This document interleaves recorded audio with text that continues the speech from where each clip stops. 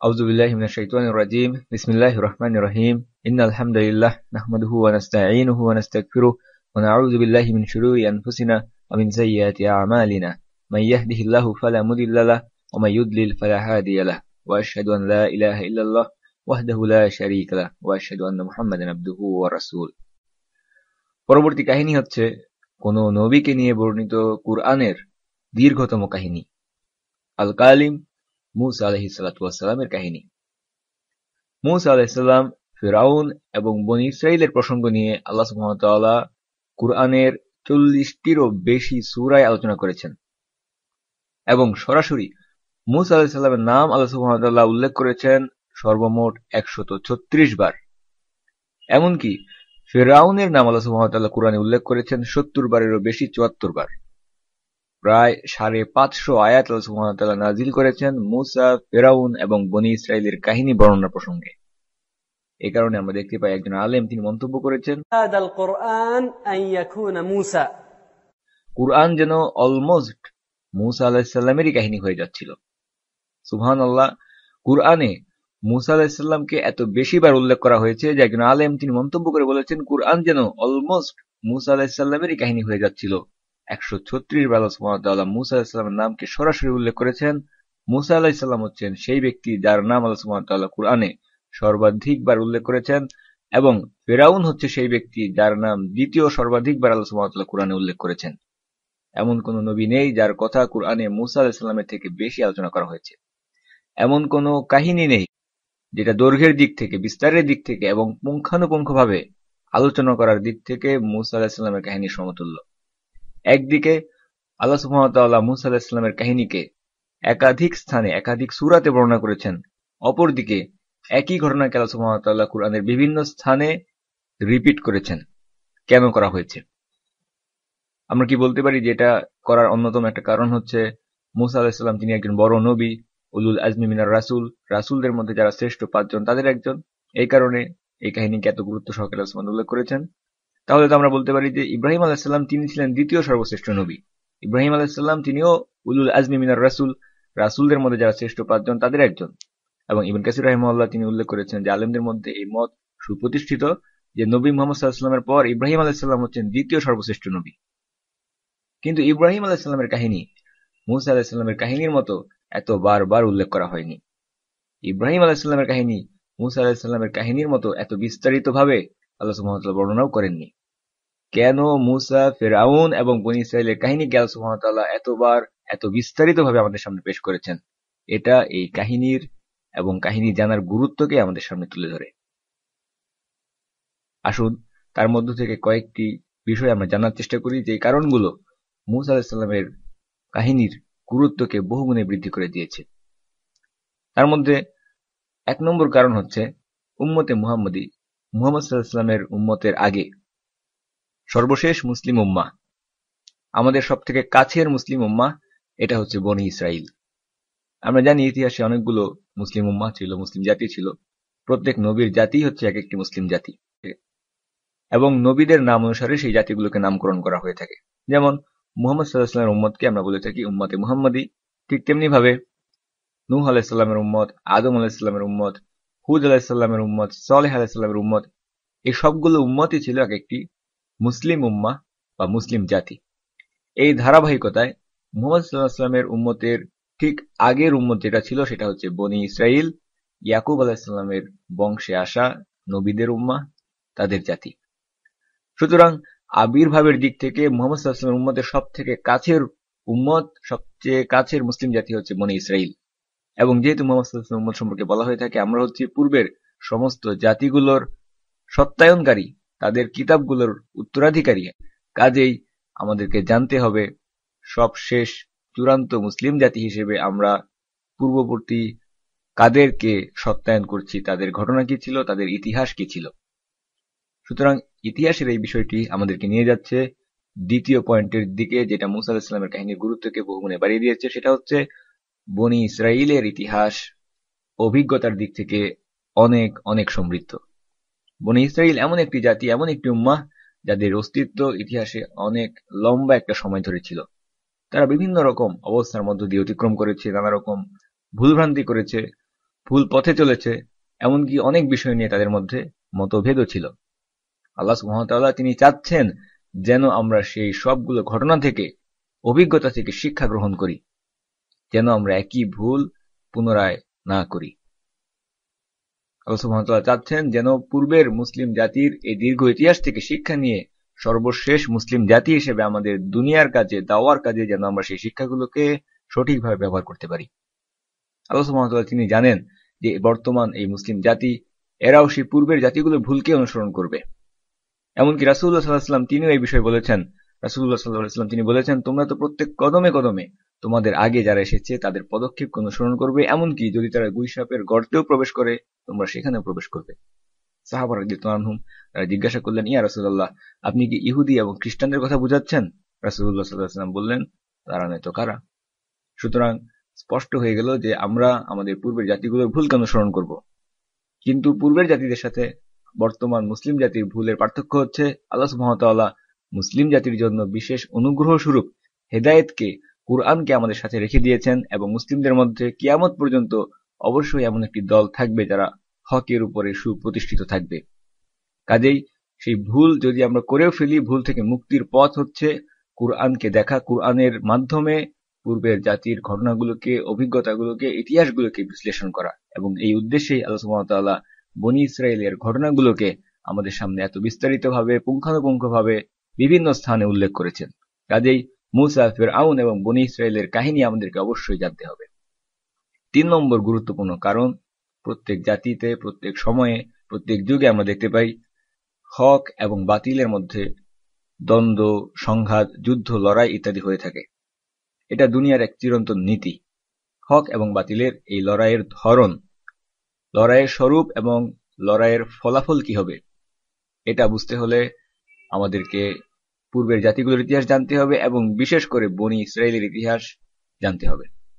এর কারণ হচ্ছে মুহাম্মদ সাল্লাল্লাহু আলাইহি ওয়াসাল্লামের উম্মতের মধ্যে হক এবং বাতিলের দ্বন্দ্ব সংঘাতের যে বৈশিষ্ট্য, ধরন বা প্রকৃতি, সেটা বিশেষভাবে বনী ইসরাইলের লোকেদের মধ্যে, হকপন্থী এবং বাতিলপন্থীদের মধ্যে দ্বন্দ্ব সংঘাতের সাথে বিশেষ মিল রাখে। এর একটি বিশেষ কারণও রয়েছে। পূর্বের জাতিগুলো, যেমন হুদ আলাইহিস সালামের জাতি, সালেহ আলাইহিস সালাম কিংবা লূত আলাইহিস সালামের জাতি, তাদের মধ্যে আমরা দেখতে পাই মানুষদেরকে যদি আমরা দুই ভাগে ভাগ করি, হকপন্থী, বাতিলপন্থী, তাদের মধ্যে যখন নবীরা হকের দাওয়াতকে পেশ করেছেন, যারা বাতিলের উপরে, কুফরির উপরে, অহংকারের উপরে অটল ছিল, একসময় আল্লাহ সুবহানাহু ওয়া তাআলা তাদেরকে আযাবের মাধ্যমে সমূলে ধ্বংস করে দিয়েছেন। হুদ আলাইহিস সালামের জাতিকে আল্লাহ সুবহানাহু ওয়া তাআলা ধ্বংস করে দিয়েছেন প্রচন্ড ঝড়ো বাতাসের মাধ্যমে। সালেহ আলাইহিস সালামের জাতিকে আল্লাহ সুবহানাহু ওয়া তাআলা ধ্বংস করে দিয়েছেন প্রচন্ড সাউন্ড ওয়েভের মাধ্যমে, শব্দের মাধ্যমে, জোরালো আওয়াজের মাধ্যমে। লূত আলাইহিস সালামের জাতিকে আল্লাহ সুবহানাহু ওয়া তাআলা ধ্বংস করে দিয়েছেন তাদের উপরে পাথর বৃষ্টি করে, জমিন থেকে বহু শূন্যে উপরে তোলে সেখান থেকে নিচে ছুঁড়ে ফেলার মাধ্যমে। কাজে আমরা দেখতে পাচ্ছি পূর্বের জাতিগুলোতে যখন হক এবং বাতিলের মধ্যে দ্বন্দ্ব সংঘাত চূড়ান্ত আকার ধারণ করত, আল্লাহ সুবহানাহু ওয়া তাআলা তাদেরকে, বাতিলপন্থীদেরকে আযাবের মাধ্যমে ধ্বংস করে দিতেন। পূর্বের জাতিগুলোর মধ্যে জিহাদ ছিল না। হুদ আলাইহিস সালাম তিনি তার ঈমানদার ব্যক্তিদেরকে নিয়ে তার কওমের অবাধ্য কাফিরদের বিরুদ্ধে জিহাদ করেননি। সালেহ আলাইহিস সালাম তিনিও করেননি। কিন্তু বনী ইসরাইলের ক্ষেত্রে আমরা দেখতে পাই, যদি প্রশ্ন করা হয় বনী ইসরাইলের মধ্যে যারা ঈমানদার ব্যক্তি ছিল তারা কি তাদের অহংকারী কাফিরদের বিরুদ্ধে যুদ্ধ করেছিলেন কি না, উত্তর হচ্ছে জি, তারা জিহাদ করেছেন। এবং একজন আলেম তিনি বলেছেন, যখন তাওরাত নাজিল হয়ে গেল তখন চলে আসলো জিহাদ। তাওরাত নাজিল হওয়ার পর থেকে নবীদের পথ হচ্ছে জিহাদ ফিসাবিলিল্লাহ। বনী ইসরাইলের সময় থেকে আল্লাহ সুবহানাহু ওয়া তাআলা কোনো বিশেষ আযাব পাঠিয়ে দিয়ে সম্পূর্ণ জাতিকে সমূলে ধ্বংস করে দেননি, বরং এই সময় থেকে আমরা দেখতে পাই আল্লাহ সুবহানাহু ওয়া তাআলা যে নীতিকে ঠিক করলেন, আল্লাহ সুবহানাহু ওয়া তাআলার যে সুন্নাহ, সেটা হচ্ছে ঈমানদারদের হাতে তিনি অহংকারী কাফিরদেরকে লাঞ্ছিত করবেন, ধ্বংস করবেন, অপমানিত করবেন। মুমিনদের অন্তরকে আল্লাহ সুবহানাহু ওয়া তাআলা প্রশান্ত করবেন কাফিরদেরকে মুমিনদেরই হাতে শাস্তি দিয়ে ধ্বংস করে। কাজেই ঈমানদারদের হাতে কাফিরদেরকে লাঞ্ছিত, অপমানিত করা, এটা বনী ইসরাইলীদের সময় থেকে সুন্নাহ হিসেবে নির্ধারণ করা হয়ে গেল। অপরদিকে যদি ঈমানের দাবিদার ব্যক্তিরাই আল্লাহর দেখানো এই সম্মানের রাস্তা, ইজ্জতের রাস্তা, এই দ্বীন থেকে দূরে সরে যায়, সেই ক্ষেত্রে কাফেররাই ঈমানদারদেরকে লাঞ্ছিত, অপমানিত করবে। যার বাস্তবতা আমরা বর্তমানে গত 100 বছর ধরে এই মুসলিম উম্মার ক্ষেত্রে দেখতে পাচ্ছি। সুতরাং বনী ইসরায়েলের সময় থেকে সম্পূর্ণভাবে আযাবের মাধ্যমে কোনো জাতিকে ধ্বংস করে দেওয়া নয়, বরং আল্লাহ সুবহানাহু ওয়া তাআলা হক এবং বাতিলের মধ্যে ফলাফল নির্ধারণকারী বিষয় হিসেবে যেটা নির্ধারণ করেছেন সেটা হচ্ছে কিতাল ফি সাবিলিল্লাহ। 4 নম্বর পয়েন্ট, মূসা আলাইহিস সালামের কাহিনীর আমরা দেখতে পাই দুইটি অংশ রয়েছে। প্রথম অংশ মূসা এবং ফেরাউনকে নিয়ে আবর্তিত হয়েছে, এবং দ্বিতীয় অংশ মূসা এবং বনী ইসরায়েলকে নিয়ে আবর্তিত হয়েছে। এই উভয় অংশই জানা আমাদের জন্য খুবই গুরুত্বপূর্ণ। প্রথমত মূসা এবং ফেরাউনের বিরোধের এই অংশটি, এটা আমাদের কাছে খুবই গুরুত্বপূর্ণ, কারণ ফেরাউন কোনো একক ব্যক্তি ছিল না। ফেরাউনকে যদি আমরা একজন একক ব্যক্তি হিসেবে গণ্য করি এটা ভুল হবে, কারণ ফেরাউন ছিল স্বৈরাচারী, জুলুম এবং অত্যাচারী শাসকদের সবচেয়ে সেরা অত্যাচারী শাসক। সে নিজেই ছিল জুলুম অত্যাচারের প্রতীক বা আইকন। সুবহানাল্লাহ, অত্যাচারী শাসকদের মাধ্যমে নির্যাতনের শিকার হওয়া, লাঞ্ছনার শিকার হওয়া, এই ভোগান্তির মধ্য দিয়ে আমরা দেখতে পাচ্ছি মুসলিম উম্মাহ বর্তমানে একটা লম্বা সময় অতিক্রম করছে। বিভিন্ন মুসলিম ভূমিতে এক একজন ফেরাউন আমাদেরকে শাসন করছে। কাজেই বর্তমান সময়ের এই বহু ফেরাউনদেরকে বুঝতে হলে মূল ফেরাউনের ইতিহাস সেটা জানা আমাদের জন্য খুবই জরুরি, খুবই প্রয়োজনীয়। সমস্ত অত্যাচারীর সেরা অত্যাচারী ছিল ফেরাউন। তাকে কিভাবে মোকাবেলা করা হয়েছিল, মূসা আলাইহিস সালাম কিভাবে তাকে মোকাবেলা করেছিলেন। যদি আমরা বর্তমান সময়ের ফেরাউনদেরকে বুঝতে চাই, তাদেরকে মোকাবেলা করতে চাই, আমাদেরকে জানতে হবে মূসা এবং ফেরাউনের কাহিনী। ফেরাউন, সে ছিল একজন শাসক, একজন রাজা, এবং তার শক্তির মূলে ছিল তার এই রাজত্ব, তার রাষ্ট্র ক্ষমতা, তার কিংডম, তার গভর্নমেন্ট, তার সরকার ব্যবস্থা। বর্তমানে আমরা দেখতে পাচ্ছি সারা পৃথিবী ইসলামের বিরুদ্ধে যুদ্ধে লিপ্ত, এবং এই যুদ্ধ নিছক কিছু ব্যক্তি বা গোষ্ঠীর বিচ্ছিন্ন প্রচেষ্টা নয়, বরং কাফের শক্তিগুলো রাষ্ট্র ক্ষমতাকে ব্যবহার করে, সরকার ব্যবস্থাকে ব্যবহার করে ইসলামের বিরুদ্ধে সর্বান্তকরণে চূড়ান্ত যুদ্ধ চালিয়ে যাচ্ছে। সুতরাং বর্তমান যুগের এই ফিতনা অতীতের সেই ফিতনার শুধুমাত্র আধুনিক রূপায়ণ মাত্র। এবং সব থেকে বড় ফিতনা, সেই ফিতনা কি? সেই ফিতনা হচ্ছে দাজ্জালের ফিতনা। এবং দাজ্জাল সম্পর্কে আমরা জানি, দাজ্জাল সেও একজন শাসকের রূপে, একজন সিংহাসনধারী শাসক বা রাজার রূপেই সে আসবে। কাজেই সব থেকে বড় ফিতনা সেই দাজ্জালের ফিতনাও যদি আমরা বুঝতে যাই, আমাদেরকে ফেরাউনের কাহিনী জানতে হবে, কারণ উভয় ঘটনার মধ্যে, স্ট্রাকচারের মধ্যে অনেক সাদৃশ্য রয়েছে। এরপর মূসা আলাইহিস সালামের কাহিনী দ্বিতীয় অংশ, মূসা এবং বনী ইসরাইল। এই অধঃপতিত জাতি বনী ইসরাইলকে মূসা আলাইহিস সালাম কিভাবে পরিচালনা করেছিলেন, তাদেরকে কিভাবে তাদের মধ্যে আত্মসম্মান, মান মর্যাদা ফিরিয়ে এনেছিলেন, ইমানের উপরে আবার তাদেরকে সুপ্রতিষ্ঠিত করেছিলেন। বনী ইসরাইল তারা তাওহীদের উপরেই প্রতিষ্ঠিত ছিল, কিন্তু তাওহীদ বা ঈমান তাদের মধ্যে থাকা সত্ত্বেও নানা রকম দুর্নীতি, করাপশন, ত্রুটি বিচ্যুতি, কুসংস্কার তাদের মধ্যে প্রবেশ করেছিল, যেটা আমরা বর্তমান মুসলিম উম্মার দিকে যদি তাকাই আমরা দেখতে পাবো। যদি আমরা কিছু সাদৃশ্য স্থাপন করি যে বনী ইসরায়েলের কাহিনী অধ্যয়ন করা আমাদের জন্য কতটা গুরুত্বপূর্ণ হতে পারে। যেমন বনী ইসরায়েলদের মধ্যে সব থেকে বড় ত্রুটিগুলোর মধ্যে, সব থেকে বড় নাফরমানিগুলোর মধ্যে বনী ইসরায়েলের মধ্যে একটা ছিল, সেটা হচ্ছে তারা আল্লাহর বিধানকে পরিবর্তন করে ফেলেছিল। যেমন আল্লাহ সুবহানাহু ওয়া তাআলা কুরআনে বলেছেন, ওমান লাম ইয়াহকুম বিমা আনজালাল্লাহু ফাউলাইকা হুমুল কাফিরুন। যে সমস্ত লোক আল্লাহ যা নাজিল করেছেন সেটা দিয়ে বিচার ফয়সালা করে না, তারাই হচ্ছে কাফের। অন্যত্র আল্লাহ সুবহানাহু ওয়া তাআলা বলেছেন তারাই হচ্ছে জালিম, তারাই হচ্ছে ফাসিক। এই আয়াত বনী ইসরাঈলদের সম্পর্কে নাজিল করা হয়েছিল। হুযায়ফা বিন ইয়ামান সাহাবী, তিনি একজন তাবীকে এই আয়াত সম্পর্কে মন্তব্য করতে শুনলেন যে তাবী বলছেন এই আয়াত বনী ইসরাঈলদের সম্পর্কে নাজিল করা হয়েছে। হুযায়ফা এই কথা শুনে বলে উঠলেন, আল্লাহু আকবার, বনী ইসরাঈলদের থেকে তোমাদের বেশি কাছের, তোমাদের বেশি পছন্দের জ্ঞাতি ভাই আর কেউ নেই। যখনই তোমরা কোরআনে খারাপ কিছু দেখো তখন বলো যে এটা তাদের সম্পর্কে নাজিল করা হয়েছে, আর যখনই তোমরা ভালো কিছু দেখো তখন বলো যে এটা হচ্ছে আমাদের সম্পর্কে এই আয়াত নাজিল করা হয়েছে। হুযায়ফা সাহাবী, তিনি তাবীকে যে শিক্ষাটা দিতে চেয়েছিলেন, তিনি যে বিষয়টা বুঝাতে চাচ্ছিলেন সেটা হচ্ছে এই আয়াত যদিও বনী ইসরাইল সম্পর্কে নাজিল করা হয়েছে, কিন্তু বর্তমান মুসলিম উম্মাহ থেকেও যদি কারো মধ্যে তাদের সেই আচরণের মিল পাওয়া যায়, সাদৃশ্য পাওয়া যায়, তাহলে এই উম্মার সদস্য হওয়ার পরও তার মধ্যে সেই একই বিষয়, একই বিধান প্রযোজ্য হবে, সেও একই হুকুমের আওতায় পড়বে। এবং এই কারণেই আল্লাহ সুবহানাহু ওয়া তাআলা এই বিষয়কে আমাদের সামনে উল্লেখ করেছেন। সুতরাং আপনি যদি আল্লাহর বিধানকে পরিত্যাগ করেন, আল্লাহর বিধান অনুসারে আল্লাহ যা নাজিল করেছেন সেটা অনুসারে বিচার ফয়সালা না করেন, আপনি বনী ইসরাইল হন বা অন্য কোন উম্মার সদস্য হন না কেন, আপনার বেলাতেও এটা কুফর, জুলুম এবং ফিস্ক হিসেবেই গণ্য করা হবে। বর্তমানে মুসলিম উম্মা বিভিন্ন ভূমিতে যে সমস্যায় ভুগছে তার অন্যতম প্রধান কারণ হচ্ছে আল্লাহর দেওয়া বিধানকে পরিত্যাগ করা, আল্লাহর দেওয়া শরিয়াকে পরিত্যাগ করা, মানবরচিত বিধানের সাথে মানবরচিত বিধান দিয়ে দেশ, রাষ্ট্র, সমাজ পরিচালনা করা, যার ফলে সবকিছুতে আমরা দেখতে পাচ্ছি বিশৃঙ্খলা এবং ভারসাম্যহীনতা।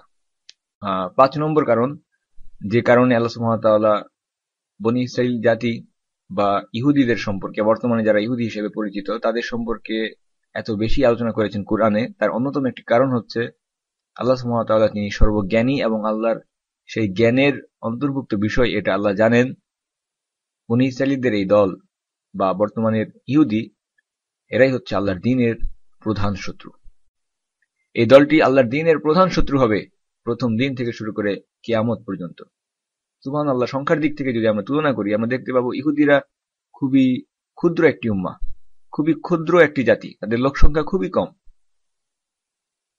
জাতি হিসাবে 100 কোটির বেশি মানুষ রয়েছে মুশরিকদের, হিন্দুদের মধ্যে 100 কোটির সংখ্যা বেশি, হিন্দুদের মধ্যে জনসংখ্যা 100 কোটিরও বেশি, বৌদ্ধদের মধ্যেও 100 কোটির বেশি মানুষ বসবাস করে, তারা মুশরিক, কাফের। কিন্তু আল্লাহ সুবহানাহু ওয়া তাআলা কেন হিন্দু বা বৌদ্ধদেরকে নিয়ে এত আলোচনা করলেন না? তারা তো সংখ্যায় ইহুদিদের থেকে অনেক অনেক বেশি। সুতরাং বোঝা যাচ্ছে সংখ্যায় বেশি হওয়া এটা মূল বিষয় নয়, মূল বিষয় হচ্ছে কার্যকারিতা। মূল কারণ এটাই যে প্রথম দিন থেকে শুরু করে ইহুদিরা বর্তমান সময় পর্যন্ত ইসলামের বিরুদ্ধে প্রধান শত্রুর ভূমিকায় অবতীর্ণ হয়েছে। তারা ইসলামের বিরুদ্ধে যুদ্ধ চালিয়ে যাচ্ছে। প্রতি মুহূর্তে তারা এই দ্বীনের বিরুদ্ধে, আল্লাহর দেওয়া জীবন ব্যবস্থার বিরুদ্ধে চক্রান্ত ষড়যন্ত্র করে আসছে। 1400 বছর আগে মদিনায় মুনাফিকদেরকে সমর্থন করেছিল এই ইহুদিরা। মুনাফিকদেরকে তারা লেলিয়ে দিয়েছিল আল্লাহ রাসূল সাল্লাল্লাহু আলাইহি ওয়াসাল্লামের বিরুদ্ধে, এবং বর্তমান যুগের মুনাফিকরা তারাও সমর্থন পাচ্ছে বর্তমান যুগের ইহুদিদের। বর্তমান যুগের ইহুদিরা তারাও বর্তমান যুগের মুনাফিকদেরকে সাহায্য, সমর্থন, সহযোগিতা দিয়ে আসছে। 1400 বছর আগে আল্লাহ রাসূল সাল্লাল্লাহু আলাইহি ওয়াসাল্লামের বিরুদ্ধে যুদ্ধ করার জন্য ইহুদিরা মিলে পরিকল্পনা করে আরবের গোত্রগুলোকে খেপিয়ে নিয়ে এসেছিল, একত্রিত করেছিল, মুসলিমদের বিরুদ্ধে লাগিয়ে দিয়েছিল। ঠিক তেমনি ভাবে বর্তমানের ইহুদিরা সারা পৃথিবীর কাফের রাষ্ট্রগুলোকে একত্রিত করেছে মুসলিমদের বিরুদ্ধে বিভিন্ন ভূমিতে। এই ইহুদিরা ইসলামের প্রাথমিক যুগে ইসলামের বিরুদ্ধে আদর্শগত যুদ্ধে তারা নেতৃত্ব দিচ্ছিল। নানা রকম মিথ্যা, জঘন্য অপবাদ, প্রচারণাকে ছড়িয়ে দিয়ে আদর্শগতভাবে তারা ইসলামকে মানুষের কাছ থেকে দূরে সরিয়ে রাখতে চাইত। এবং বর্তমান সময়েও আমরা দেখতে পাচ্ছি বর্তমান পৃথিবীতে এই ইহুদিরাই বিভিন্ন মিডিয়াকে নিয়ন্ত্রণের মাধ্যমে ইসলামের বিরুদ্ধে আদর্শগত যুদ্ধের নেতৃত্ব দিচ্ছে। প্রথম দিন থেকে তারা পরিণত হয়েছিল আল্লাহর রাসূল সাল্লাল্লাহু আলাইহি ওয়াসাল্লামের শত্রু বাহিনীতে, এবং তাদের এই শত্রুতাকে তারা ধরে রাখবে তাদের শেষ জেনারেশনের শেষ ব্যক্তিটি পর্যন্ত, যারা কিনা শেষ পর্যন্ত দাজ্জালের সমর্থক আর সৈন্যবাহিনীতে পরিণত হবে, এবং তখন তাদের চূড়ান্ত সমাপ্তি ঘটবে। এই কারণেই আল্লাহ সুবহানাহু ওয়া তাআলা এই জাতি সম্পর্কে এত আলোচনা করেছেন, কারণ তিনি জানেন এরাই হচ্ছে আল্লাহর দ্বীনের প্রধান শত্রু। সুতরাং এই কারণগুলোকে যদি মাথায় রেখে আমরা মূসা, ফিরআউন এবং বনী ইসরাইলের কাহিনী সম্পর্কে আলোচনা শুরু করি, সেটা আমাদেরকে অনেক বেশি সাহায্য করবে সেখান থেকে শিক্ষা গ্রহণ করতে। কাজে আসুন শুরু করা যাক মূসা আলাইহিস সালামের কাহিনী। আলহামদুলিল্লাহ, ওয়াসসালাতু ওয়াসসালামু আলা সাইয়্যিদিনা মুহাম্মদ ওয়া আলা আলিহি ওয়া আসহাবিহি ওয়াসাল্লাম তাসলিমান কাসীরা। মূসা আলাইহিস সালামের কাহিনী দীর্ঘ কাহিনী, অনেক বিস্তারিত একটি কাহিনী। তবে সমস্ত কাহিনীর মধ্যে এই কয়েকটি আয়াত হচ্ছে মূসা আলাইহিস সালামের কাহিনীর সারাংশ, সারসংক্ষেপ, যেখানে আল্লাহ সুবহানাহু ওয়া তাআলা বলেছেন তাসীম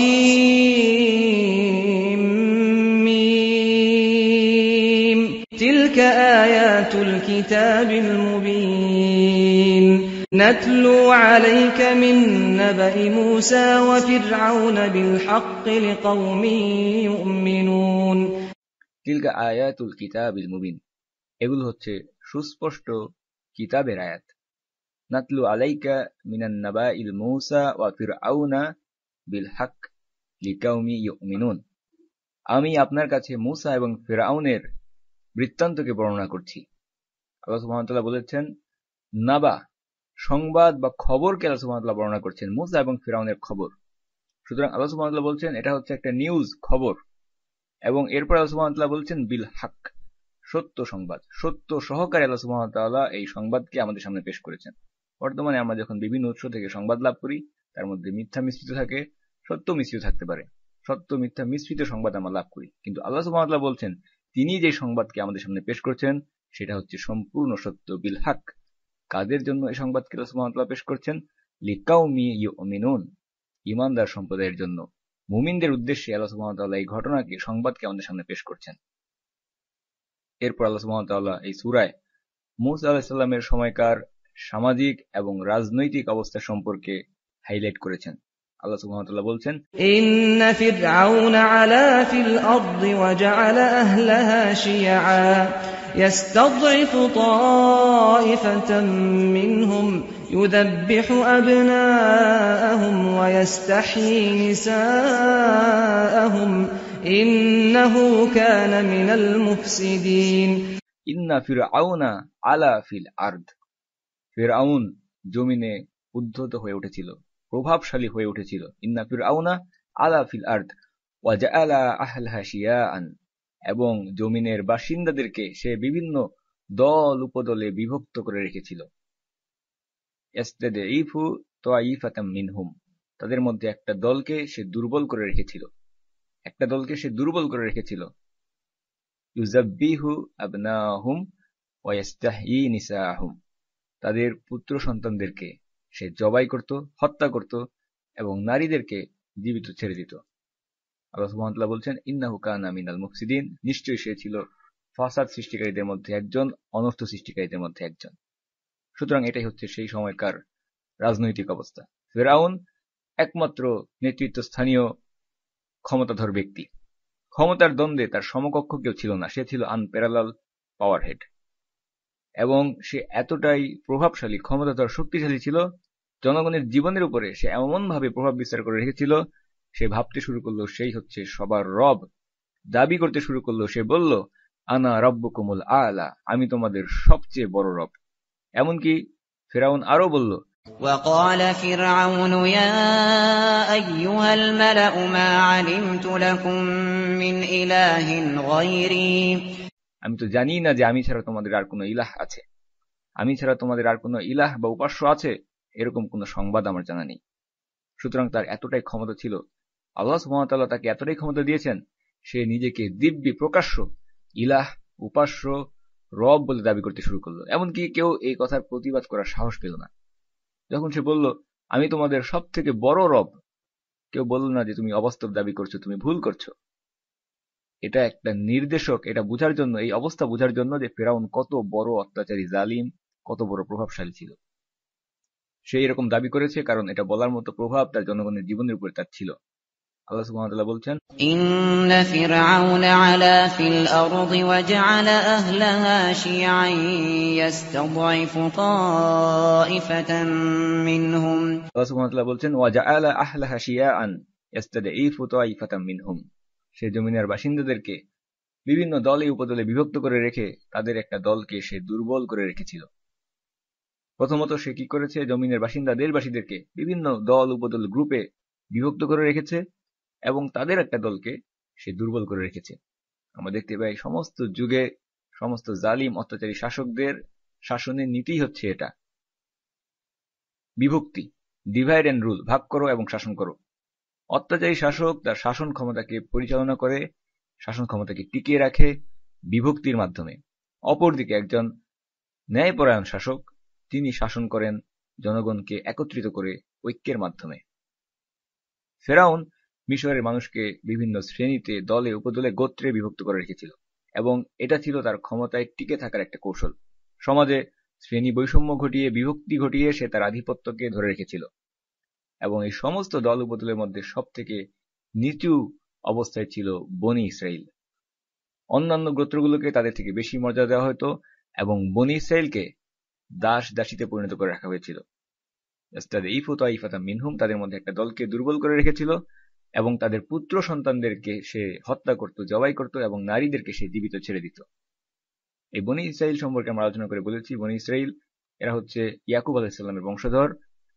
ইসরাইল এটা ইয়াকুব আলাইহিসসালামের আরেকটা নাম। ইউসুফ আলাইহিসসালাম এবং তার ভাইরা যখন কেনান থেকে, ফিলিস্তিন থেকে মিশরে হিজরত করে আসলেন, তখন থেকে তারা মিশরেই বসবাস করতে শুরু করলো এবং ধীরে ধীরে সময়ের সাথে সাথে তাদের এই বংশ এবং জনসংখ্যা অনেক গুণে বৃদ্ধি পেল। পরবর্তীতে তারা ফেরাউনের সময়ে একটি বিশাল জাতিতে পরিণত হয়েছিল এবং কিছু কিছু বর্ণনায় উল্লেখ করা হয় মূসা আলাইহিস সালাম যখন তাদেরকে নিয়ে মিশর ছেড়ে চলে যাচ্ছিলেন তখন তাদের জনসংখ্যা ছিল 6 লক্ষ। এই বিশাল জনসংখ্যার মধ্যে পরিকল্পিতভাবে ফেরাউন একটি গণহত্যা ধারাবাহিকতা রক্ষা করে একটি নিয়মের মতো করে সে গণহত্যা চালিয়ে আসছিল। নিয়মটা হচ্ছে শিশু সন্তান, পুত্র সন্তানদেরকে হত্যা করো। এটাকে সে একটা রাষ্ট্রীয় আইনে পরিণত করলো। এই গণহত্যার কারণ কি ছিল? ফেরাউন একটা স্বপ্ন দেখেছিল। সেই স্বপ্নের ব্যাখ্যাটা ছিল এরকম যে ফেরাউন বর্তমানে যদিও শাসক অবস্থায় আছে, কিন্তু অচিরেই বনি ইসরায়েলের মধ্যে এমন একজন শিশুর জন্ম হবে, এমন এক পুত্র সন্তানের জন্ম হবে যে তার রাজত্বকে কেড়ে নেবে। ফেরাউন যখন এই স্বপ্নের ব্যাখ্যা শুনল, সে চিন্তিত না হয়ে বলল, ঠিক আছে, কোনো অসুবিধা নেই। বনি ইসরায়েলের মধ্যে যদি কোনো শিশুর জন্ম হয়, সে যদি আমার রাজত্ব কেড়ে নেয়, তাহলে এটা বন্ধ করার জন্য যত পুত্র সন্তান জন্ম হবে বনি ইসরায়েলের মধ্যে তাদের সবাইকে আমি হত্যা করব, জবাই করব। ফেরাউন সমস্ত ছেলে শিশুদেরকে হত্যা করা শুরু করলো এবং নারীদেরকে, মহিলাদেরকে সে দাসী হিসেবে ব্যবহার করতে শুরু করলো, দাসী বানিয়ে রাখলো। আল্লাহ সুবহানাহু ওয়া তাআলা বলেছেন, ইন্নাহু কানা মিনাল মুফসিদিন, নিশ্চয়ই সে ছিল ফাসাদ সৃষ্টিকারীদের মধ্যে একজন, অনর্থ সৃষ্টিকারী। এরপর এই কঠিন অবস্থায় আল্লাহ সুবহানাহু ওয়া তাআলা বলছেন, ওয়ানুরিদু আন নামুন্না আলাল্লাযীনা ইসতুদঈফু ফিল আরদ ওয়া নাজআলাহুম আ'iম্মাতাও ওয়া নাজআলাহুমুল ওয়ারিসিন। আমি ইচ্ছা করলাম জমিনে যাদেরকে দুর্বল করে রাখা হয়েছে তাদের প্রতি অনুগ্রহ করার জন্য। আল্লাহ সুবহানাহু ওয়া তাআলা বলছেন, আল্লাহ ইচ্ছা করলেন যাদেরকে জমিনে দুর্বল করে রাখা হয়েছে তাদের প্রতি অনুগ্রহ করার জন্য, তাদেরকে নেতা বানানোর জন্য এবং তাদেরকে এই জমিনের উত্তরাধিকারী করে দেওয়ার জন্য। ফেরাউন ইচ্ছা করেছিল, আল্লাহ সুবহানাহু ওয়া তাআলাও একটি ইচ্ছা পোষণ করলেন। কিন্তু কার ইচ্ছা বাস্তবায়িত হয়েছিল? আল্লাহ সুবহানাহু ওয়া তাআলা যেটা ইচ্ছা করেছেন সেটাই বাস্তবায়িত হয়েছে। আল্লাহর ইচ্ছা ছিল তিনি ওই দুর্বল জাতির উপর অনুগ্রহ করবেন। তিনি চাচ্ছেন ওই দুর্বল জাতিকে সমাজের সবথেকে নিচু শ্রেণী থেকে একেবারে উপরের স্তরে, সবচেয়ে উপরের স্তরে নিয়ে আসবেন, তাদেরকে নেতা বানাবেন, তাদেরকে এই জমিনের উত্তরাধিকারী করে দেবেন। আল্লাহ সুবহানাহু ওয়া তাআলা বলছেন, ওয়ানুমাক্কিনা লাহুম ফিল আরদি ওয়া নুরিয়া ফিরআউনা ওয়া হামানা ওয়া জুনুদাহুমা মিনহুম মা কানু ইয়াহযারুন। এবং তাদেরকে জমিনের ক্ষমতায় আসীন করার এবং ফেরাউন, হামান এবং তাদের সৈন্যবাহিনীকে সেটা দেখিয়ে দেওয়ার যে আশঙ্কা তারা সেই দুর্বল দলের কাছ থেকে করত। কিছু কিছু বর্ণনা এসেছে ফেরাউনের স্বপ্ন প্রসঙ্গে। ফেরাউন যে স্বপ্নটি দেখেছিল, সে দেখল একটি আলো পবিত্র ভূমি বাইতুল মাকদিস জেরুজালেমের দিক থেকে প্রচন্ড গতিতে ধেয়ে আসছে মিশরের দিকে, এবং এই আলো বা আগুন আল্লাহ সুবহানাহু ওয়া তাআলা ভালো জানেন সেটা কি ছিল। প্রচন্ড দ্রুত গতিতে, ক্ষিপ্র গতিতে মিশরের উপর দিয়ে চলে গেল, অতিক্রম করলো, এবং এই যাত্রা পথে সেটা বনি ইসরাইল ছাড়া অন্যান্য সবকিছুকে ধ্বংস করে দিয়ে চলে গেল। এই স্বপ্ন দেখার পর ফেরাউন স্বপ্নের ব্যাখ্যা জানতে চাইল এবং তাকে ব্যাখ্যা দেওয়া হলো যে এই স্বপ্নের অর্থ হচ্ছে বনি ইসরাইলের মধ্যে একজন ব্যক্তি আসবে, জন্মগ্রহণ করবে, সে তোমার কাছ থেকে তোমার রাজত্বকে ছিনিয়ে নেবে এবং তোমার সমস্ত সৈন্যবাহিনী, লোক লস্কর, মন্ত্রী পরিষদ এই সব কিছুকে ধ্বংস করে দেবে। এটাই ছিল সেই স্বপ্নের ব্যাখ্যা। ফেরাউন ভাবল এই ঘটনা প্রতিরোধ করা তার জন্য বড় কোনো বিষয় নয়, সে এটাকে প্রতিরোধ করতে পারবে। সে তার সৈন্যবাহিনীকে, সামরিক শক্তিকে ব্যবহার করার সিদ্ধান্ত নিল, সৈন্যদেরকে আদেশ দিল বনি ইসরায়েলের ঘরে ঘরে যতগুলো শিশু জন্ম নিবে, পুত্র সন্তান জন্ম নিবে, তাদের সবগুলোকে হত্যা করো।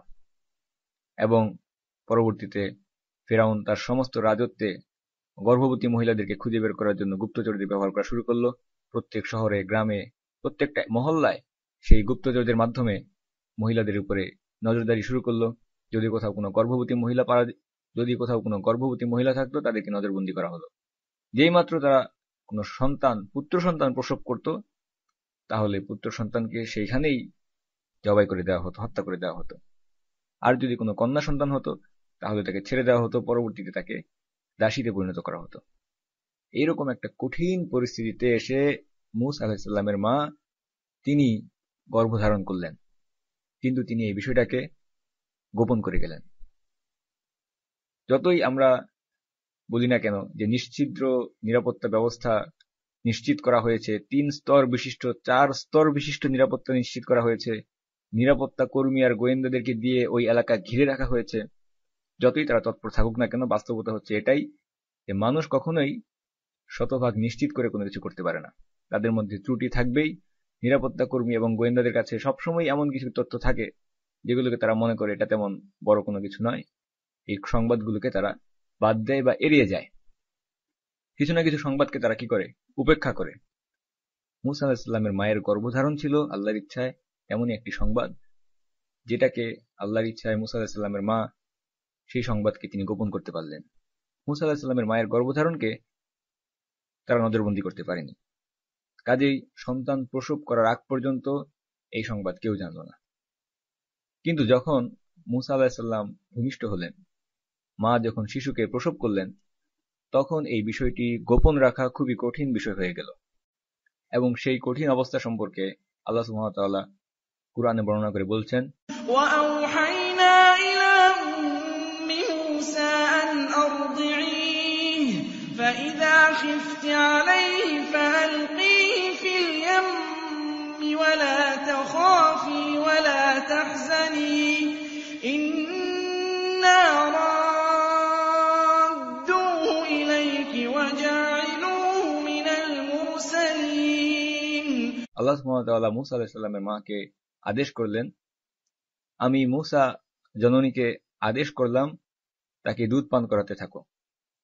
এরপর যখন তুমি তার সম্পর্কে বিপদের আশঙ্কা করবে তখন তাকে দরিয়ায় নিক্ষেপ করো, ভাসিয়ে দাও, এবং ভয় করো না, দুঃখ করো না, আমি অবশ্যই তাকে তোমার কাছে ফিরিয়ে দেব এবং রাসূলদের একজন করেই তাকে তোমার কাছে ফিরিয়ে দেব। এই আয়াতে আল্লাহ সুবহানাহু ওয়া তাআলা বলছেন, ওয়া আওহাইনা ইলা উম্মি মূসা। আল্লাহ সুবহানাহু ওয়া তাআলা বলছেন, আমি মূসার মায়ের কাছে ওহী করলাম। এই ওহী শব্দের সঠিক অনুবাদ হচ্ছে আল্লাহ সুবহানাহু ওয়া তাআলা মূলত মূসার মায়ের অন্তরে ইন্সপাইরেশন বা অনুপ্রেরণা দান করেছেন, তার মাধ্যমে তাকে আদেশ করেছেন। এই ওহী নবুয়তের কোনো ওহী ছিল না। এই ওহী শব্দের অর্থ হচ্ছে অনুপ্রেরণা দান করা। ওহী শব্দের আরেকটি অর্থ হচ্ছে যেটা নবীদের কাছে যেই ওহী প্রেরণ করা হয়ে থাকে। এই ক্ষেত্রে মূসার মায়ের কাছে যে ওহী প্রেরণ করেছিলেন সেটা হচ্ছে অনুপ্রেরণা বা ইলহাম। যেমন আমরা কুরআনে দেখতে পাই, অন্যত্র আল্লাহ সুবহানাহু ওয়া তাআলা তিনি বলেছেন, আল্লাহ সুবহানাহু ওয়া তাআলা সূরা নাহলে বলেছেন, মৌমাছিদেরকে আল্লাহ সুবহানাহু ওয়া তাআলা আদেশ করলেন বিভিন্ন পর্বতের গায়ে, বৃক্ষে এবং উঁচু চালে গৃহ নির্মাণ করার প্রসঙ্গে আল্লাহ সুবহানাহু ওয়া তাআলা বলছেন, ওয়া আওহা রাব্বুকা ইলান নাহল, তাদের কাছে ওহী করা হলো, মৌমাছিদের কাছে ওহী প্রেরণ করা হলো। তার মানে কি যে মৌমাছিরা নবুয়ত লাভ করেছে? না, বরং সেখানে ওহী শব্দের অর্থ হচ্ছে তাদের অন্তরে আল্লাহ সুবহানাহু ওয়া তাআলা অনুপ্রেরণা দান করলেন, তাদেরকে আদেশ করলেন। ঠিক তেমনি ভাবে আল্লাহ সুবহানাহু ওয়া তাআলা মূসার মাকে আদেশ করে বললেন, আমি তাকে আদেশ করলাম যে তাকে দুধ পান করাতে থাকো এবং যখন তুমি তার সম্পর্কে বিপদের আশঙ্কা করবে তাকে দরিয়ায় ভাসিয়ে দিবে, ভয় করো না, দুঃখ করো না, অবশ্যই তাকে তোমার কাছে ফিরিয়ে দেব এবং তাকে রাসূলদের একজন করব। এই আদেশ, এই নির্দেশনা খুবই কঠিন একটি নির্দেশনা ছিল, বিশেষ করে যখন একজন মা মাত্র তার সন্তানকে ভূমিষ্ঠ করেছেন, সেই সন্তানকে দরিয়ায় ভাসিয়ে দেওয়া খুবই কঠিন। বিশেষ করে নীলনদ, যারা আপনারা নীলনদ দেখেছেন তারা লক্ষ্য করে দেখবেন যে নীলনদ এটা পৃথিবীর প্রধান নদীগুলোর মধ্যে একটি, খুবই খরস্রোতা একটি নদী, সারা পৃথিবীর প্রধান নদীগুলোর মধ্যে একটা। দক্ষ সাঁতারুরাও যদি সেখানে সাঁতার কাটতে যায় তারা সেখানে সতর্কতা অবলম্বন করে, কারণ সেখানে ডুবে যাওয়ার আশঙ্কা থাকে, প্রচন্ড স্রোত। কাজেই একজন মায়ের প্রতি এটা খুবই কঠিন নির্দেশ, যদি না সে প্রচন্ডভাবে বিশ্বাস করে যে এটা আল্লাহরই নির্দেশ। আল্লাহ সুবহানাহু ওয়া তাআলা উম্মে মূসাকে, মূসার মাকে তার সন্তানকে বুকের দুধ পান করানোর নির্দেশ প্রদান করলেন এবং সাথে সাথে বললেন যখনই বিপদের আশঙ্কা করবে তাকে নদীতে নিক্ষেপ করে ভাসিয়ে দিবে। আপাত দৃষ্টিতে আমাদের সীমিত বোধ শক্তি দিয়ে মনে হতে পারে বিপদের আশঙ্কা করার পর যদি আমরা সন্তানকে নদীতে নিক্ষেপ করি এটা তো আরো বড় বিপদ। বিশেষ করে সদ্য জন্মলাভ করা একজন শিশু, তাকে বাক্সবন্দি করে নদীতে ভাসিয়ে দেওয়া, সে তো নিজের কোনো কাজেই আসতে পারে না। একটা শিশু নিজের কোনো উপকার করতে পারে না। আমাদের সীমিত জ্ঞানের আলোকে এটা মনে হবে তাকে নিশ্চিত মৃত্যুর মুখে ছেড়ে দেওয়া হলো।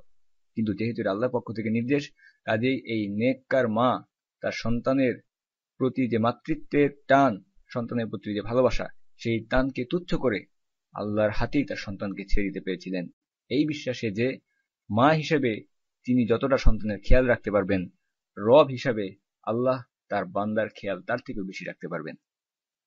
আল্লাহ সুবহানাহু ওয়া তাআলা মূসার মাকে বলেছেন, ওয়ালা তাখাফ ওয়ালা তাহজান, ভয় করো না, দুঃখ করো না, আমি অবশ্যই তাকে তোমার কাছে ফিরিয়ে দেব এবং তাকে রাসূলদের একজন করব। এই আয়াতে আমরা লক্ষ্য করলে দেখতে পাই, শুরুতে দুইটি কাজ করতে বলা হয়েছে, আদেশ করা হয়েছে দুইটি কাজের, এবং এরপরে দুইটি কাজ করতে নিষেধ করা হয়েছে, এবং সবশেষে দুইটি বিষয়ের সুসংবাদ প্রদান করা হয়েছে। একটি আয়াতে কতগুলো বিষয় আল্লাহ সুবহানাহু ওয়া তাআলা উল্লেখ করেছেন। এর মাধ্যমে আমরা দেখতে পাচ্ছি কুরআনের বালাগাহ বা ভাষাগত সৌন্দর্যের একটা উদাহরণ আমরা দেখতে পাই। প্রথমত যে দুইটি কাজ করতে বলা হয়েছে সেটা হচ্ছে তাকে দুধ পান করাতে থাকো, এবং যখন তার সম্পর্কে বিপদের আশঙ্কা করবে তাকে দরিয়ায় নিক্ষেপ করো। এরপর এসেছে দুইটি নিষেধাজ্ঞা, বলা হয়েছে ভয় করো না, দুঃখ করো না। ভয় আমরা কখন করি? যখন ভবিষ্যতের কোনো বিষয় নিয়ে আমরা আশঙ্কা করি, সেটাকে বলা হয়ে থাকে ভয়। দুঃখ কখন করি? যখন অতীতে কোনো কিছু ঘটে গেছে সেই বিষয় নিয়ে আমরা দুঃখ করি। সুতরাং আল্লাহ সুবহানাহু ওয়া তাআলা অতীত এবং ভবিষ্যৎ উভয় বিষয় সম্পর্কে মূসার মাকে নির্দেশনা দিয়ে বলছেন। অতীতের বিষয়ে, অর্থাৎ যখন তুমি তাকে সমুদ্রে বা যখন তাকে তুমি নদীতে ভাসিয়ে দিলে, তাকে ভাসিয়ে দিলাম, সামনে কি হবে ভবিষ্যতের এই ভয় তুমি করো না। এবং সন্তানকে নদীতে নিক্ষেপ করার পর যখন সে তোমার কাছ থেকে আলাদা হয়ে গেল, এই ঘটনাগুলো মনে করে তুমি দুঃখ অনুভব করো না। এরপর আল্লাহ সুবহানাহু ওয়া তাআলা বলছেন দুইটি প্রতিশ্রুতির কথা। আল্লাহ বলছেন, আমি অবশ্যই তাকে তোমার কাছে ফিরিয়ে দেব এবং তাকে রাসূলদের একজন করব। মূসার মাকে আল্লাহ সুবহানাহু ওয়া তাআলা এখানে দুইটি ওয়াদা করেছেন, প্রতিশ্রুতি দিয়েছেন, আশ্বাস দিয়েছেন। আল্লাহ সুবহানাহু ওয়া তাআলা বলেছেন তাকে ফিরিয়ে দেওয়া হবে, রাসূলদের একজন তাকে বানানো হবে। এই নেক মায়ের জন্য আল্লাহর পক্ষ থেকে এটা খুবই কঠিন একটা পরীক্ষা ছিল। আল্লাহ তাকে বলছেন, তুমি যদি তোমার সন্তানের ভালো চাও, মঙ্গল চাও, তাহলে তাকে নদীতে ভাসিয়ে দাও। মূসা আলাইহিস সালামের মা আল্লাহর নির্দেশকে মেনে সন্তানকে দুধ পান করালেন। যখন তিনি বিপদে আশঙ্কা করলেন, তাকে একটি কাঠের বাক্সে বা সিন্ধুকে ভরে নীল নদে ভাসিয়ে দিলেন। নিজের চোখের সামনে তিনি দেখলেন তার বাচ্চা নদীতে ভাসতে ভাসতে তার দৃষ্টিসীমা থেকে হারিয়ে গেল। মূসা আলাইহিস সালামের মা তিনি কেন এই আদেশকে বাস্তবায়ন করলেন? তিনি এই আদেশকে বাস্তবায়ন করেছিলেন আল্লাহ যেই ওয়াদা করেছেন, যেই প্রতিশ্রুতি দিয়েছেন, সেই প্রতিশ্রুতির প্রতিদান পাওয়ার আশায়। আল্লাহ সুবহানাহু ওয়া তাআলা তাকে বলেছেন, আমি তাকে তোমার কাছে ফিরিয়ে দেব এবং ওয়াজাইলুহু মিনাল মুরসালিন, আমি তাকে রাসূলদের একজন বানাবো। মূসার মা আল্লাহর দেওয়া দুইটি পুরস্কার পাওয়ার আশায় আল্লাহর দেওয়া দুইটি আদেশকে পূরণ করলেন। আমাদের জন্য আমরা চিন্তা করলে দেখতে পাই, আমাদের জীবনে আল্লাহ সুবহানাহু ওয়া তাআলা এরকম কতগুলো ওয়াদা কুরআনে প্রদান করেছেন, কিন্তু সেই ওয়াদার ফলাফল, পুরস্কার লাভ করার জন্য যে কাজ আমাদেরকে করতে হবে, আমরা সেই কাজগুলো করছি না। আমাদেরকে বলা হয়েছে আমরা যদি আল্লাহর রাস্তায় জিহাদ করি, আল্লাহ আমাদেরকে বিজয় দান করবেন, কিন্তু আমরা তা করছি না। আমাদেরকে বলা হয়েছে আমরা যদি আল্লাহর রাস্তায় খরচ করি, আল্লাহ আমাদের সম্পদকে বাড়িয়ে দিবেন, বৃদ্ধি করে দিবেন, কিন্তু আমরা তা করছি না। আমাদেরকে বলা হয়েছে আমরা যদি আল্লাহ সুবহানাহু ওয়া তাআলার উপরে ভরসা করি, তাওয়াক্কুল করি, তাহলে আমাদের জন্য আল্লাহই যথেষ্ট হবেন, কিন্তু আমরা তা করি না। আমাদেরকে বলা হয়েছে যদি আমরা আল্লাহকে ভয় করি, তাকওয়া অবলম্বন করি, আল্লাহ আমাদেরকে এমন স্থান থেকে রিজিক দিবেন যেটা আমরা কল্পনাও করতে পারবো না, কিন্তু আমরা সেই কাজগুলো করি না। মূসা আলাইহিস সালামের মা তাকে আদেশ দেওয়া মাত্র তিনি তা বাস্তবায়ন করেছেন, পালন করেছেন। যদিও এটা করা তার জন্য কঠিন ছিল, কারণ স্বাভাবিকভাবেই তার মধ্যে মাতৃত্ব রয়েছে। তিনি একজন মা, সন্তানের প্রতি স্বাভাবিক যে টান এটা তার মধ্যে ছিল, বিশেষ করে যখন সন্তান সদ্য জন্মলাভ করেছে মাত্র কয়েকদিন। এই অবস্থায় এই আদেশ পালন করা খুবই কঠিন ছিল। এরপরও মূসা আলাইহিস সালামের মা আল্লাহর উপর ভরসা করে তাকে নীল নদে ভাসিয়ে দিলেন। এবারে আসুন দেখা যাক, যখন কেউ আল্লাহর উপরে ভরসা করে তার ফলাফল কেমন হয়ে থাকে। আমরা দেখব কি ঘটলো যখন কেউ আল্লাহর উপরে ভরসা করে তার আদেশকে বাস্তবায়ন করলো। আমরা দেখব কিভাবে আল্লাহ তার বান্দার কাছে দেওয়া প্রতিশ্রুতিকে পূরণ করে দেখান। এই কাঠের বাক্সটা, যার মধ্যে রয়েছেন মূসা আলাইহিস সালাম, তাকে নিয়ে এই কাঠের বাক্স বা সিন্দুক ভাসতে ভাসতে নীল নদে সামনের দিকে এগিয়ে যেতে থাকলো। নদীর স্রোত যেদিকে যাচ্ছে সেদিকে হচ্ছে মিশরের অভিজাত এলাকা, ফেরাউনের প্রাসাদ। নদীর দুই পাশে তীরবর্তী এলাকায় অনেক বাড়িঘর ছিল, কারণ মিশর প্রধানত একটি রুক্ষ অঞ্চল, মরুভূমি অঞ্চল, এবং স্বাভাবিকভাবেই পানির জন্য, খাদ্যের জন্য মানুষ নদীর উভয় পাশে তাদের বসতিগুলোকে নির্মাণ করেছিল। সেখানে খুব বেশি বৃষ্টিপাত হতো না, মানুষ এই নদীর পানির উপরেই নির্ভর করত। এমনকি বর্তমানে আমরা দেখতে পাই যে মূলত নীল নদের তীরেই সারিবদ্ধভাবে শহর বন্দর ইত্যাদি গড়ে উঠেছে।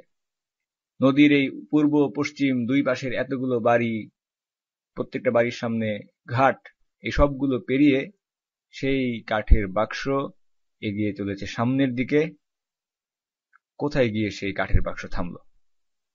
আল্লাহ সুবহানাহু ওয়া তাআলা তিনি এই বাক্সকে, সিন্দুককে নিয়ন্ত্রিত করছিলেন, পরিচালিত করছিলেন। আল্লাহ সুবহানাহু ওয়া তাআলা সেই বাক্সটিকে ফিরআউনের প্রাসাদের সামনের যে ঘাট সেখানে নিয়ে এসে থামালেন। মূসা আলাইহিস সালামের মা তিনি তার সন্তানকে নীল নদে ভাসিয়ে দিয়েছিলেন যেন ফিরআউনের কবল থেকে তাকে বাঁচানো যায়। কিন্তু সেই বাক্স এসে থামল ফিরআউনেরই বাড়ির ঘাটে। আল্লাহ সুবহানাহু ওয়া তাআলা চাচ্ছেন এই শিশু যেন ফিরআউনেরই প্রাসাদে যায়। যদি মূসা আলাইহিস সালামের মা তিনি এই দৃশ্য দেখতেন তাহলে তিনি হয়তো বলতেন, এটা কেমন প্রতিশ্রুতি? আল্লাহ সুবহানাহু ওয়া তাআলা আমাকে প্রতিশ্রুতি দিয়েছেন যে তিনি আমার সন্তানকে রক্ষা করবেন, অথচ আমার সন্তানকে বহনকারী বাক্স সিন্দুক সেটা তো ফিরআউনের ঘাটের সামনে এসে থামল। কিন্তু মূসা আলাইহিস সালামের মা তিনি তার ঈমানের উপরে অটল ছিলেন, আল্লাহর ওয়াদার উপরে তার বিন্দুমাত্র সন্দেহ ছিল না। মূসা আলাইহিস সালামের মা কিভাবে জানলেন যে এই বাক্স এসে ফিরআউনের ঘাটে থামছে? মূসা আলাইহিস সালামের মা কিভাবে জানলেন, কিভাবে তিনি এই সংবাদ লাভ করলেন যে এই বাক্স এসে ফিরআউনের বাড়ির ঘাটের সামনে থেমেছে? কারণ মূসা আলাইহিস সালামের মা যখন নদীতে বাক্সবন্দি করে ভাসিয়ে দিয়েছিলেন মূসা আলাইহিস সালামকে, সাথে বলে দিয়েছিলেন তার বোনকে, মূসা আলাইহিস সালামের বোনকে তিনি বললেন যে তুমি এই বাক্সের পেছনে পেছনে যাও, কোথায় যায় সেটাকে অনুসরণ করো। এবং আল্লাহ সুবহানাহু ওয়া তাআলা মূসার মা সম্পর্কে তিনি বলছেন, وَأَصْبَحَ فُؤَادُ أُمِّ مُوسَى فَارِغًا إِن كَادَتْ لَتُبْدِي بِهِ لَوْلَا أَن رَّبَطْنَا عَلَىٰ قَلْبِهَا لِتَكُونَ مِنَ الْمُؤْمِنِينَ। যদি আমি তার অন্তরকে দৃঢ় করে না দিতাম তবে তো তিনি এই মূসার বিচ্ছেদজনিত অস্থিরতাকে প্রকাশ করেই দিতেন। আমি তাকে দৃঢ় রাখলাম যাতে তিনি থাকেন বিশ্বাসীদের মধ্যে। আল্লাহ সুবহানাহু ওয়া তাআলা বলছেন, আমি তার এই শূন্য অন্তরকে দৃঢ়তা দান করলাম যেন তিনি ঈমানদারদের মধ্যে থাকেন।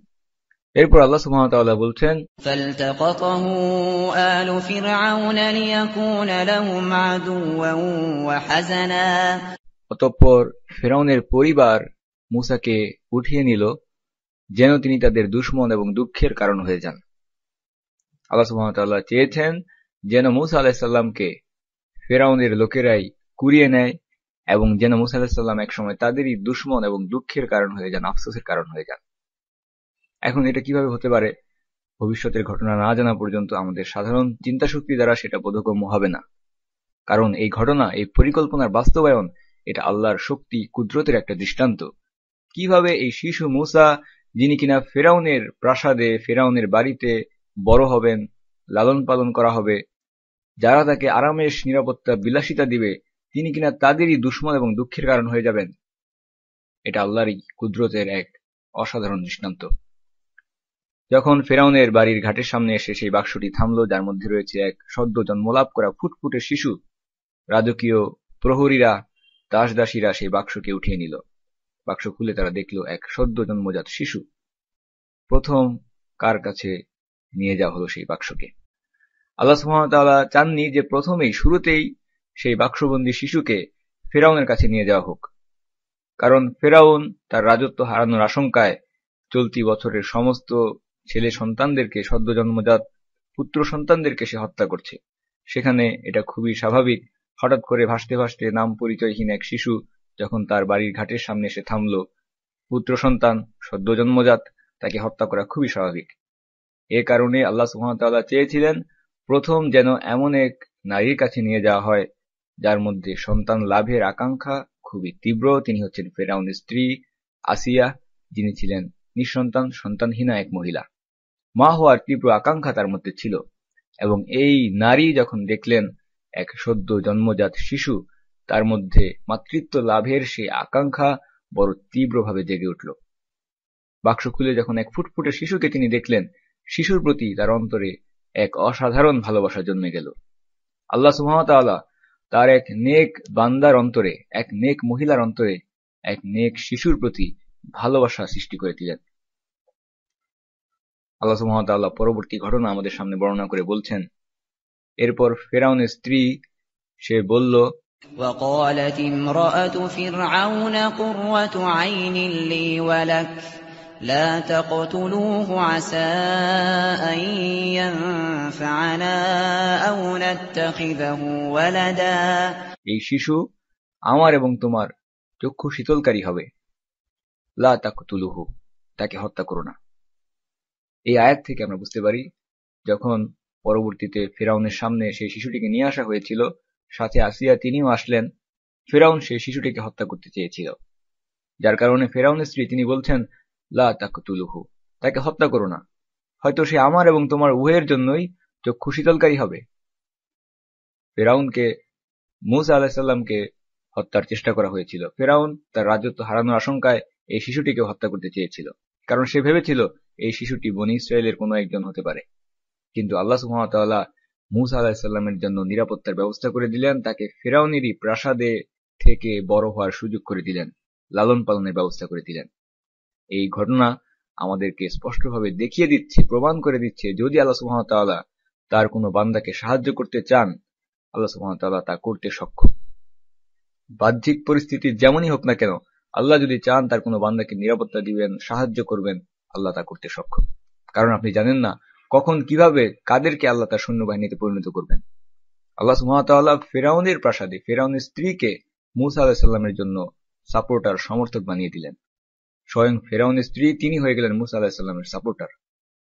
একই রকম ঘটনা আমরা দেখতে পাই, যখন মক্কার কুরাইশরা মুসলিমদেরকে আটকে রেখেছিল, অবরোধ করেছিল, বয়কট করে রেখেছিল 3 বছরের জন্য, সমস্ত দিক থেকে, সামাজিক আর্থিক লেনদেন থেকে শুরু করে সকল দিক থেকে তাদেরকে বয়কট করে জীবনকে কঠিন করে দিয়েছিল। আল্লাহ সুবহানাহু ওয়া তাআলা সেই কঠিন পরিস্থিতিতে কুরাইশদেরই মধ্যে তাদেরই ক্ষমতাধর কয়েকজন ব্যক্তিকে, যারা অমুসলিম ছিল, তাদেরকে নিযুক্ত করে দিলেন মুসলিমদের জন্য। আল্লাহ সুবহানাহু ওয়া তাআলা তার দ্বীনের জন্য যখন ইচ্ছা যে কাউকে ব্যবহার করতে পারেন, যদিও তারা অমুসলিম হয়ে থাকে, এমনকি যদি তারা ইসলামের সাথে শত্রুতাও করে, তবু সেই শত্রুদের অজান্তে আল্লাহ সুবহানাহু ওয়া তাআলা তাদেরই কাজকর্মকে তাদের বিরুদ্ধে ব্যবহার করতে পারেন। কাজেই আমাদের উচিত হচ্ছে কাফিরদেরকে খুশি না করে, তাদের মন সন্তুষ্ট করার চেষ্টা না করে, আল্লাহর উপরে ভরসা করা, আল্লাহকে সন্তুষ্ট করার চেষ্টা করা। কারণ শত্রুরা যতই শক্তিশালী হোক না কেন, সমস্ত ক্ষমতার মালিক হচ্ছেন আল্লাহ সুবহানাহু ওয়া তাআলা। আল্লাহ সুবহানাহু ওয়া তাআলা আমাদেরকে সাহায্য করতে সক্ষম, আমাদেরকে বিজয় দান করতে সক্ষম, যদি আমরা আমাদের করণীয় কাজগুলো করতে পারি, যদি আমাদেরকে দেওয়া শর্তগুলো আমরা পূরণ করতে পারি। ইন তানসুরুল্লাহ ইয়ানসুরুকুম, যদি তোমরা আল্লাহকে সাহায্য করো, আল্লাহ তোমাদেরকে সাহায্য করবেন। আপনি কখনো চিন্তাও করতে পারবেন না কাদেরকে আল্লাহ তার সৈন্যবাহিনীর সমর্থকে পরিণত করবেন। ফেরাউনের প্রাসাদে মূসা আলাইহিস সালামকে অতি উত্তম উপায়ে লালন পালনের ব্যবস্থা করে দিলেন ফেরাউনের স্ত্রী আসিয়ার মাধ্যমে। একজন রানীকে আল্লাহ সুবহানাহু ওয়া তাআলা মূসা আলাইহিস সালামের লালন পালনের জন্য নিয়োগ দিয়ে দিলেন। আল্লাহ সুবহানাহু ওয়া তাআলা বলছেন, ফেরাউনের স্ত্রী বলল, এই শিশু আমার এবং তোমার নয়নের মণি, একে হত্যা করো না। আশা করা যায় সে হয়তো আমাদের উপকারে আসতে পারবে, অথবা আমরা তাকে পুত্র হিসেবেও গ্রহণ করতে পারি। আল্লাহ সুবহানাহু ওয়া তাআলা বলছেন, أو نتخذه ولدا وهم لا يشعرون প্রকৃত পরিণাম সম্পর্কে তাদের কোনো ধারণাই ছিল না, তাদের কোনো খবর ছিল না। বলা হয়ে থাকে, যখন ফেরাউনের স্ত্রী আসিয়া ফেরাউনকে বলল যে এই শিশু আমার এবং তোমার জন্য উভয়ের জন্য চক্ষু শীতলকারী হবে, ফেরাউন তখন বলল যে আমি চাই না সে আমার জন্য চক্ষু শীতলকারী হোক, সে তোমার জন্য চক্ষু শীতলকারী হতে পারে, কিন্তু এই শিশু চাই না যে আমার জন্য সে চক্ষু শীতলকারী হোক, আমার দরকার নেই। মূলত এই কথার মাধ্যমে ফেরাউন তার নিজেরই বিপক্ষে দোয়া করেছিল। পরবর্তী ঘটনা থেকে আমরা দেখতে পাবো, প্রকৃতপক্ষেই এই শিশু মূসা আলাইহিস সালাম, আসিয়া তার জন্য চক্ষু শীতলকারী হিসেবেই ছিলেন। কিন্তু ফেরাউন কখনোই এই শিশুর উপরে প্রকৃতপক্ষে তার অন্তরে ভালোবাসা জন্মায়নি। মূলত রানীর অনুরোধের কারণে তাকে হত্যা না করে ছেড়ে দেওয়া হলো। আসিয়া সন্তানহীনা ছিলেন, তার মধ্যে সন্তান লাভের তীব্র আকাঙ্ক্ষা ছিল, কাজেই এই শিশু সন্তানকে তার কাছে ছেড়ে দেওয়া হলো। আসিয়া ফেরাউনকে অনুরোধ করে বললেন, একে হত্যা করো না, হয়তো সে আমাদের উপকারে আসবে, অথবা আমরা তাকে পুত্র হিসেবে গ্রহণ করতে পারি। সুতরাং কাহিনী বর্ণনার এই পর্যায়ে এসে আমরা দেখতে পাচ্ছি, একদিকে নিঃসন্তান, সন্তানহীনা মা হওয়ার তীব্র আকাঙ্ক্ষা যার মধ্যে বিদ্যমান, সন্তান না থাকার কারণে যার অন্তরে বিরাজ করছে শূন্যতা, সেই শূন্যতাকে, আসিয়ার অন্তরে থাকা শূন্যতাকে আল্লাহ সুবহানাহু ওয়া তাআলা পূরণ করে দিলেন মুসা আলাইহিস সালামের মাধ্যমে। অপরদিকে মুসা আলাইহিস সালামের যিনি প্রকৃত মা, তার অন্তর অস্থির হয়ে উঠল, তার অন্তর শূন্যতায় বিষাদে ভরে গেল। আল্লাহ সুবহানাহু ওয়া তাআলা কুরআনে বর্ণনা করে বলছেন, وَأَصْبَحَ فُؤَادُ أُمِّ مُوسَى فَارِغًا إِن كَادَتْ لَتُبْدِي بِهِ لَوْلَا أَن رَّبَطْنَا عَلَىٰ قَلْبِهَا لِتَكُونَ مِنَ الْمُؤْمِنِينَ। পরবর্তী দিন সকালে মুসার মায়ের অন্তর শূন্যতায় ভরে উঠল, মুসা জননীর অন্তর অস্থির হয়ে উঠল। আল্লাহ সুবহানাহু ওয়া তাআলা বলছেন, যদি আমি তার অন্তরকে দৃঢ়তা প্রদান না করতাম তবে তো তিনি মুসা বিচ্ছেদের অস্থিরতাকে প্রকাশ করেই দিতেন। আমি তার অন্তরকে দৃঢ় রাখলাম যাতে তিনি ঈমানদারদের অন্তর্ভুক্ত হয়ে থাকেন। আয়াতের অভিব্যক্তির দিকে যদি আমরা লক্ষ্য করি, কোন বিষয়ের প্রতি ইঙ্গিত করা হয়েছে, আল্লাহ সুবহানাহু ওয়া তাআলা প্রথমে বলছেন মুসার মায়ের অন্তর পরবর্তী দিন সকালবেলা শূন্য হয়ে পড়ল, অবশ হয়ে পড়ল, খালি হয়ে গেল, অস্থির হয়ে গেল। কারণ সদ্য জন্মজাত সন্তান তার কাছে নেই, মায়ের কাছে সন্তান নেই। সন্তান প্রসব হওয়ার পরেও যেটাকে তিনি গোপন রাখলেন সন্তানের নিরাপত্তার আশঙ্কায়, তিনি হয়তো সেই বিষয়টিকে প্রকাশ করেই ফেলতেন, আমার সন্তান কোথায়, আমার সন্তান কোথায়। হয়তোবা মিশরের রাস্তায় নেমে তার সন্তান সম্পর্কে লোকেদের কাছে কান্নাকাটি, জিজ্ঞাসাবাদ করা শুরু করে দিতেন।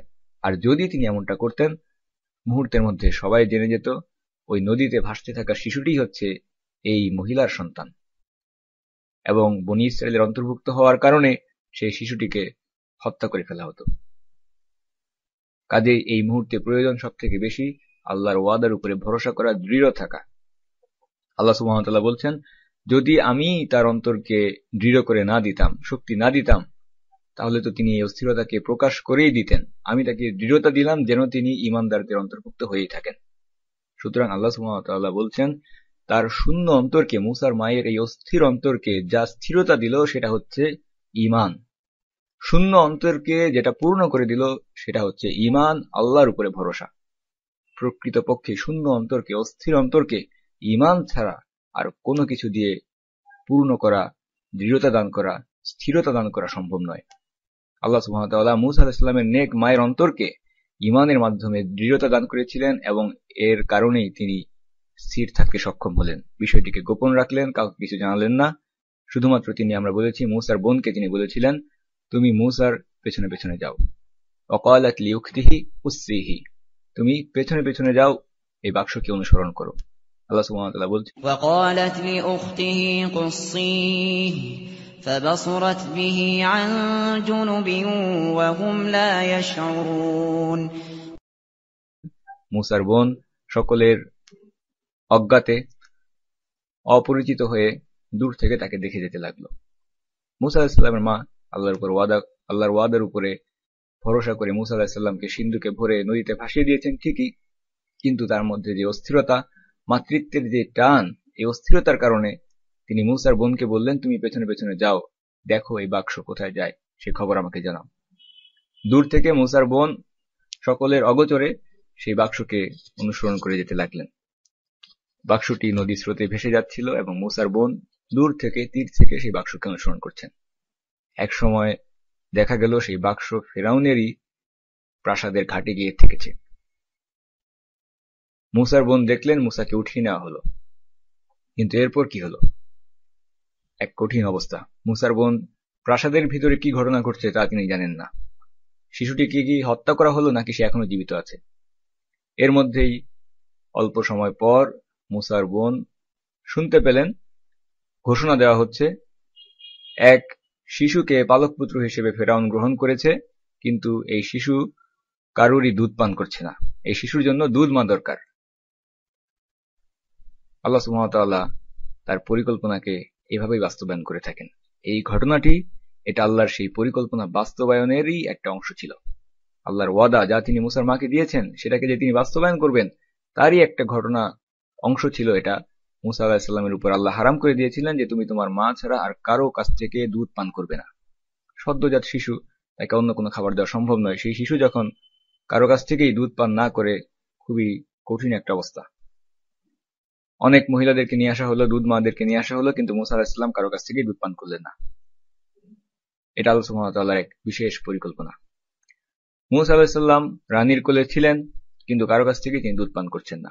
যখন এই ঘোষণা মুসার বোন শুনতে পেলেন, তখন তিনি বললেন, আমি আপনাদেরকে এমন একজনের খোঁজ দিতে পারি, এমন এক পরিবারের সন্ধান দিতে পারি যিনি এই শিশুকে দুধ পান করাতে পারবেন। মুসা আলাইহিস সালামের বোন, তিনিও বুদ্ধিমতী ছিলেন, তিনি বললেন না যে এটা হচ্ছে তারই ভাই, বরং তিনি এমনভাবে বললেন যাতে এই গোপনীয় বিষয়টা প্রকাশিত হয়ে না পড়ে। মুসা আলাইহিস সালামের বোন তিনি খুব ভালো করেই জানেন এই শিশু অন্য কারো কাছ থেকেও দুধ পান না করলে প্রকৃত যিনি মা তার কাছ থেকে অবশ্যই দুধ পান করবে। আল্লাহ সুবহানাহু ওয়া তাআলা কুরআনে এই প্রসঙ্গ বর্ণনা করে বলছেন, وحرمنا عليه المراضع من قبل فقالت هل أدلكم على أهل بيت يكفلونه لكم وهم له ناصحون। আমি পূর্ব থেকেই সমস্ত মহিলাদের দুধ পান করা থেকে মুসাকে বিরত করে রেখেছিলাম। মুসার বোন বললেন, আমি তোমাদেরকে এমন এক পরিবারের কথা বলবো কি যারা তোমাদের জন্য এই শিশুকে লালন পালন করবে এবং তারা হবে এই শিশুর হিতাকাঙ্ক্ষী। সুতরাং কাহিনী বর্ণনার এই পর্যায়ে এসে আমরা দেখতে পাচ্ছি মুসা আলাইহিস সালামকে সিন্ধুকে ভরে নদীতে ভাসিয়ে দেওয়ার মাধ্যমে আল্লাহ সুবহানাহু ওয়া তাআলা একটা বড় সমস্যাকে সমাধান করে দিলেন। সেই সমস্যাটা কি ছিল? সমস্যাটা ছিল মুসা আলাইহিস সালামের মা তার গর্ভধারণের বিষয়টিকে তিনি গোপন করে রেখেছিলেন, কিন্তু সন্তান ভূমিষ্ঠ হওয়ার পর এই বিষয়টি গোপন রাখা স্বাভাবিকভাবেই খুবই কঠিন হয়ে গেল। যে কোনো মুহূর্তে যে কেউ জানতে পারত যে এই বাড়িতে একটা পুত্র সন্তান জন্ম লাভ করেছে। এবং আমরা বলেছি যে ফেরাউন তার সমস্ত রাজ্যে গুপ্তচর লাগিয়ে দিয়ে রেখেছিল, কাজেই যে কেউ এই সংবাদকে প্রকাশ করে দিত, ফেরাউনের সৈন্যবাহিনী লোক লস্করদেরকে জানিয়ে দিত যে এই বাড়িতে একটা পুত্র সন্তান জন্ম লাভ করেছে যার ব্যাপারে তোমরা কোনো সংবাদ লাভ করোনি। কাজেই তখন তারা এসে সেই সন্তানকে সেখানেই হত্যা করে দিত। কিন্তু আল্লাহ সুবহানাহু ওয়া তাআলা যখন এই মধ্যবর্তী ঘটনাটিকে সংঘটিত করে দিলেন, তখন মুসার মাকে কেউ জিজ্ঞাসাবাদ করল না এই সন্তানকে তুমি কোথায় পেলে, কারণ তাকে মুসার প্রকৃত মা হিসেবে কেউ জানল না। সবাই চিনল এই মহিলা হচ্ছে মুসার দুধ মা, অথচ তিনি হচ্ছেন মুসা আলাইহিস সালামের প্রকৃত মা। আমরা দেখতে পাচ্ছি মুসা আলাইহিস সালামের মা যদি আল্লাহর দেওয়া আদেশের উপরে, আল্লাহর দেওয়া ওয়াদার উপরে ভরসা না করে আরো অল্প কিছু সময় সন্তানকে নিজের কাছে রেখে দিতেন, কিছু সন্দেহ করতেন, বিলম্ব করতেন, কতক্ষণ তিনি মুসা আলাইহিস সালামকে নিজের কাছে রাখতে পারতেন, কতক্ষণ তিনি এই ঘটনাকে গোপন রাখতে পারতেন। গর্ভের ভেতরে বাচ্চাকে লুকিয়ে রাখা যায়, কিন্তু প্রসব করার পর কতক্ষণ আপনি গোপন রাখতে পারবেন? কাজেই এই একটা ঘটনা ঘটানোর মাধ্যমে সমস্ত বিষয়টাকে আল্লাহ সুবহানাহু ওয়া তাআলা সুন্দরভাবে সমাধান করে দিলেন।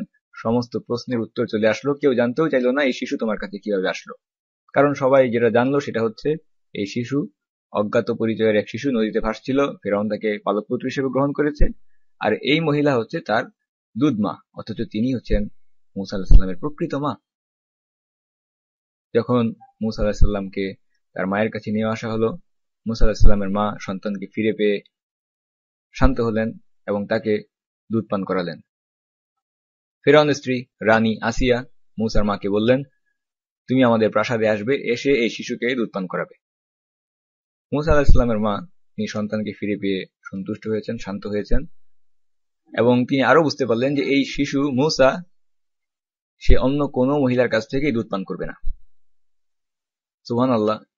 এখন আমরা দেখব কিভাবে আল্লাহ তার বান্দাদের পরিস্থিতিকে পরিবর্তন করে দেন যখন বান্দা আল্লাহর দেওয়া ওয়াদা পূরণের জন্য যে কাজ করতে আল্লাহ সুবহানাহু ওয়া তাআলা আদেশ করেন সেটাকে করে থাকে। এতক্ষণ পর্যন্ত আমরা দেখেছি মুসা এবং মুসা আলাইহিস সালামের মা সমস্ত বনী ইসরাইল তারা খুবই দুর্বল একটা অবস্থায় আছে, তাদের জানমালের কোনো নিরাপত্তা নেই। সেই পরিস্থিতিকে জারি রেখে আল্লাহ সুবহানাহু ওয়া তাআলা মুসা আলাইহিস সালামের মাকে শক্তিশালী অবস্থায় নিয়ে গেলেন। মুসা আলাইহিস সালামের মা যখন বুঝতে পারলেন এই শিশু অন্য কারো কাছ থেকে দুধ পান করবে না, মুসা আলাইহিস সালামের মা তিনি নিজে ফেরাউনের স্ত্রীকে শর্ত দিচ্ছেন। তিনি ফেরাউনের স্ত্রী রানীকে শর্ত দিয়ে বললেন, আমার স্বামী আছে, সন্তান আছে, সংসার আছে, কাজেই প্রাসাদে এসে এই সন্তানকে দুধ পান করানো আমার পক্ষে সম্ভব নয়, বরং এই সন্তানকে আমার কাছে দিয়ে দাও, সে আমার বাড়িতে এসে দুধ পান করে যাবে। সুবহানাল্লাহ। কিভাবে আল্লাহ তার বান্দাদের জন্য পরিস্থিতিকে পরিবর্তন করে দেন। মুসার মা বল, প্রাসাদে এসে দুধ পান করানো আমার পক্ষে সম্ভব নয়, বরং এই শিশুকে আমার কাছে পাঠিয়ে দিতে হবে। জীবনের সংশয়ের কারণে মুসা আলাইহিস সালামকে নদীতে ভাসিয়ে দেওয়া হয়েছিল। মুসার মা আল্লাহর নির্দেশ মান্য করে তার ঈমানের দৃঢ়তার পরিচয় দিয়েছেন। সুতরাং এখন পরীক্ষা শেষ, পুরস্কার লাভের পালা। শিশু মুসাকে রাজকীয় নিরাপত্তা বাহিনী দিয়ে, রয়্যাল গার্ড দিয়ে তার মায়ের কাছে পাঠিয়ে দেওয়া হলো। মুসার মা নিজের সন্তানকে দুধ পান করাচ্ছেন, বিনিময়ে ফেরাউন তাকে রাষ্ট্রীয় কোষাগার থেকে পারিশ্রমিক দিচ্ছে, ভাতা দিচ্ছে। আল্লাহু আকবার। সত্যি যারা তাকওয়া অবলম্বন করবে, আল্লাহর উপর ভরসা করবে, আল্লাহই তাদের জন্য নিষ্কৃতির, নাজাতের পথ তৈরি করে দিবেন। যদি মুসার মা আল্লাহর ওয়াদার উপরে বিশ্বাস না করতেন, বিলম্ব করতেন, তার শিশু সন্তানকে নিজের কাছে রেখে দিতেন, যে কোনো মুহূর্তে গুপ্তচরদের মাধ্যমে এই সন্তান ফাঁস হয়ে যেত, সন্তানকে হত্যা করা হতো, হতে পারত ক্রোধের কারণে সন্তানের মাকেও হত্যা করে ফেলত। এতদিন দীর্ঘ 9 মাস কিভাবে সে গোপন রাখলো? কিন্তু আল্লাহ সুবহানাহু ওয়া তাআলার ওয়াদার উপরে বিশ্বাস করার কারণে যখন নদীতে তাকে ভাসিয়ে দেওয়া হলো, আল্লাহ সুবহানাহু ওয়া তাআলা ফেরাউনের ওই বাহিনী দিয়েই মুসা আলাইহিস সালামকে নিরাপত্তা দিলেন। এমনকি মুসা আলাইহিস সালামের কারণে পুরো পরিবারের জন্য আয় রোজগারের রিজিকের একটা ব্যবস্থা করে দিলেন। ফেরাউন তার কোষাগার থেকে ওই পরিবারকে ভাতা দিচ্ছে, কারণ এই মহিলা রাজকীয় পালক পুত্রকে দুধ পান করাচ্ছে। সমস্ত জাতি সেই পরিবারকে সম্মান জানাচ্ছে, কারণ তারা ফেরাউনের পালক পুত্রকে দেখাশোনা করার দায়িত্ব পেয়েছে। তাকওয়ার ফলাফল এটাই হচ্ছে, তাকওয়ার ফলাফল। যে কেউ আল্লাহকে ভয় করবে, আল্লাহ সুবহানাহু ওয়া তাআলা তার জন্য নাজাতের রাস্তা করে দেবেন। তিনি তাদেরকে এমন স্থান থেকে রিজিক দেবেন যেটা সে কখনো চিন্তাও করতে পারেননি। আল্লাহর ওয়াদা সত্য, ওয়াদাল্লাহি হক। আল্লাহ সুবহানাহু ওয়া তাআলা কুরআনে বলছেন, فرددناه إلى أمه كي تقر عينها ولا تحزن ولتعلم أن وعد الله حق ولكن أكثرهم لا يعلمون। এরপর আমি তাকে তার মায়ের কাছে ফিরিয়ে দিলাম, যাতে তার চক্ষু জুড়ায় এবং তিনি দুঃখ না করেন, এবং যেন তিনি জেনে রাখেন আল্লাহর ওয়াদা সত্য, ওয়াদাল্লাহি হক। কিন্তু আল্লাহ সুবহানাহু ওয়া তাআলা বলছেন, অধিকাংশ মানুষই এই বিষয়টা সম্পর্কে জানে না। আল্লাহ সুবহানাহু ওয়া তাআলা বলছেন, আমি তাকে তার কাছে ফিরিয়ে দিলাম যেন তার চক্ষু জুড়িয়ে যায়, যেন সে দুঃখ না করে। আল্লাহ সুবহানাহু ওয়া তাআলা যা বুঝাচ্ছেন সেটা হচ্ছে, আল্লাহ সুবহানাহু ওয়া তাআলা চাইলেন যেন মুসার মা আনন্দিত হন, প্রশান্ত হন, যেন তাকে দুঃখ করতে না হয়। নেক আমল এবং তাকওয়ার কারণে আল্লাহ সুবহানাহু ওয়া তাআলা চাইলেন না এই নেক মহিলা যেন কোনো দুঃখে না পড়েন। এবং সাথে সাথে আল্লাহ সুবহানাহু ওয়া তাআলা আরো বলছেন, এই ঘটনার মাধ্যমে যেন তিনি জেনে রাখেন যে আল্লাহর ওয়াদা হচ্ছে সত্য, আল্লাহর ওয়াদা ধ্রুব সত্য। এবং একই সাথে আল্লাহ সুবহানাহু ওয়া তাআলা বলছেন, অধিকাংশ মানুষ এটা জানে না যে আল্লাহর ওয়াদা সত্য। এই ঘটনাকে কুরআনে পেশ করে আমাদেরকে আল্লাহ সুবহানাহু ওয়া তাআলা জানিয়ে দিচ্ছেন, তোমরা জেনে রাখো আল্লাহর ওয়াদা সত্য, কিন্তু অধিকাংশ মানুষ এই বিষয় সম্পর্কে বেখবর, তারা জানে না আল্লাহর ওয়াদা সত্য। মূসা আলাইহিস সালামের কাহিনীর এই অংশ আমরা দেখতে পাচ্ছি, এটা হচ্ছে দুর্বল অবস্থার চরম পর্যায়ের একটা উদাহরণ। ফেরাউনের রাজ্যে বনী ইসরাইল ছিল সবথেকে দুর্বল, এবং ফেরাউন ছিল সেই সময়ে সবথেকে বেশি পরাক্রমশালী। সেই রকম একটা কঠিন অবস্থায় মূসা আলাইহিস সালাম নিজেও একজন দুর্বল, অসহায়, সদ্যজাত শিশু। মূসা আলাইহিস সালামের মা, তিনিও এক দুর্বল, সদ্য প্রসূতি এক নারী। কিন্তু এতগুলো দুর্বল অবস্থা সত্ত্বেও শুধুমাত্র আল্লাহর আদেশকে পালন করার কারণে, আল্লাহর ওয়াদার উপরে বিশ্বাস করার কারণে আল্লাহ সুবহানাহু ওয়া তাআলা মূসার মাকে দৃঢ়তা দান করেছিলেন, তাকে শক্তি দান করেছেন। সমস্ত দিক থেকে আল্লাহ সুবহানাহু ওয়া তাআলা তাকে নিরাপত্তা দিয়ে যাচ্ছিলেন। বর্তমানে আমরা যদি আমাদের উম্মার দিকে তাকাই, পর্যালোচনা করি, আমরা দেখতে পাবো মুসলিম উম্মাহ বর্তমানে এমনই এক দুর্বলতম অবস্থার মধ্য দিয়ে যাচ্ছে। কাজে এই দুর্বল অবস্থায় নিরাপত্তা লাভ করার উপায় কি? দুর্বল অবস্থায় শক্তিশালী হওয়ার উপায় কি? এই দুর্বল অবস্থায় শক্তিশালী হওয়ার উপায়, নিরাপত্তা লাভ করার উপায় মূসা এবং তার মায়ের ঘটনা থেকে আমরা দেখতে পাচ্ছি। সেটা কি? সেটা হচ্ছে আল্লাহর উপরে ভরসা করা, আল্লাহর আদেশকে বাস্তবায়ন করা। শুধুমাত্র আল্লাহর আদেশ বাস্তবায়নের মাধ্যমেই সমস্ত দুর্বল অবস্থাতেও শক্তিশালী হওয়া যায়। আল্লাহর আদেশকে পরিত্যাগ করে আল্লাহ যে কাজ করতে বলেছেন সেটাকে ছেড়ে দিয়ে কখনোই দুর্বল অবস্থায় শক্তিশালী হওয়া সম্ভব নয়। বর্তমানে আমরা দেখতে পাচ্ছি শুধুমাত্র সালাত আদায়ের কারণে বিভিন্ন বিশ্ববিদ্যালয় থেকে শিক্ষার্থীদেরকে বহিষ্কার করা হচ্ছে। শুধুমাত্র দাড়ি রাখার কারণে, হিজাবের কারণে মানুষের উপর, মুসলিমদের উপর নেমে আসছে নানা রকম নির্যাতন। এমনকি আমাদের এই ঢাকা শহরেও আমরা দেখতে পাচ্ছি রমাদানে তারাবির সালাতকে নির্ধারিত সময়ের আগেই কেন শেষ করা হলো না, এই কারণে পার্শ্ববর্তী মন্দির থেকে হিন্দুরা এসে মসজিদে হামলা চালিয়ে গেছে। এর থেকে দুর্বল অবস্থা আর কি হতে পারে? এইরকম দুর্বল অসহায় অবস্থায় যদি আমরা আল্লাহর উপরে ভরসা রাখি, আল্লাহর আদেশকে বাস্তবায়নের মাধ্যমে, দিনকে ছেড়ে দেওয়ার মাধ্যমে নয়, বরং দিনকে ধরে রাখার মাধ্যমে, তাহলে আল্লাহ আমাদেরকে রক্ষা করবেন, এমন সব দিক থেকে আল্লাহ আমাদেরকে নিরাপত্তা দিবেন যেটা আমরা কখনো কল্পনাও করতে পারবো না। মুসার মা যাদের কারণে আতঙ্কিত ছিলেন, সেই রাজকীয় নিরাপত্তা বাহিনী এসে মুসা এবং তার মাকে নিরাপত্তা দিচ্ছে। এটা মুসার মা কখনোই স্বপ্নেও ধারণা করতে পারেননি। তিনি ধারণাও করতে পারেননি যে তার এই সন্তানের সাথে ভবিষ্যতে কি ঘটনা ঘটতে যাচ্ছে, কারণ আল্লাহ সুবহানাহু ওয়া তাআলার মহা পরিকল্পনা আগে থেকে কারো পক্ষে জানা সম্ভব নয়। না পারবে সেই পরিকল্পনার রহস্যকে উদ্ঘাটন করতে এবং কিভাবে সেই পরিকল্পনা অগ্রসর হবে, বাস্তবায়ন হবে, এটাও কারো পক্ষে জানা সম্ভব নয়। শিশু মুসাকে ফেরাউনের প্রাসাদে অতি উত্তম উপায়ে লালন পালনের ব্যবস্থা হয়ে গেল। ফেরাউনের পালক পুত্র হয়ে গেলেন মুসা আলাইহিস সালাম।